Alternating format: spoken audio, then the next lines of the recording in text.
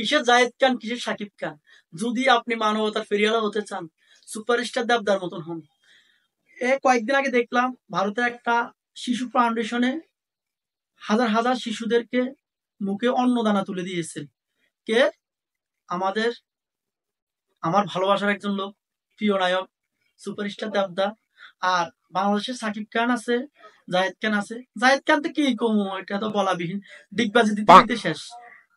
কি দান চর্চা করবে। আর সাকিব খানের কথা কি বলবো, সাকিব খান তো 2 in 1, দুটা বিয়ে করে ওদের পিছে দান চর্চা করা লাগবে না, ওদের পিছে দিতে দিতে এটা দান চর্চার চেয়ে বেশি হয়ে যাচ্ছে, गजब এটা बेइज्जती আর है। বলাবিহীন।